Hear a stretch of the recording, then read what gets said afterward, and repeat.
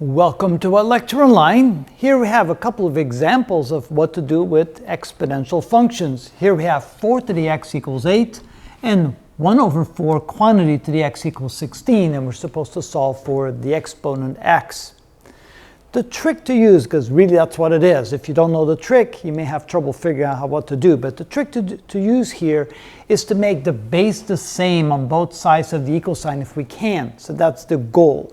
How do we do that? Well, we reduce 4 to 2 squared and 8 to 2 cubed. In other words, this can be written as 2 squared raised to the x power equals 2 to the third power.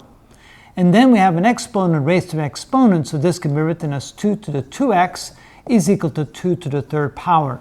And now we realize that the bases are the same, which means if they're equal to each other, if the left side equals the right side, that the exponents must be the same as well. So therefore, 2x must equal 3, or x is equal to 3 over 2.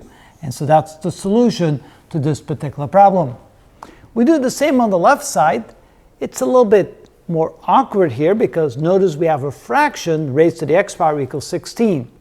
But what we could do is we can make this into a negative exponent and bring the 4 to the top. So this can be written as 4 raised to the negative x, which is equal to 16. And now we do the same thing we did over there. We can write this as 2 squared to the negative x power equals, and 16 can be written as 2 to the 4th power. Now we're close to making the bases the same. Here we have an exponent raised to an exponent, so this can be written as 2 to the minus 2x power is equal to 2 to the 4th power. And now that the bases are the same, we can therefore say that minus 2x is equal to 4, or x is equal to 4 divided by negative 2, or x is equal to negative 2. And so therefore, this is how we find the solution by making the bases the same on both sides of the equation, on both sides of the equal sign. So that is how we solve for x in this particular case.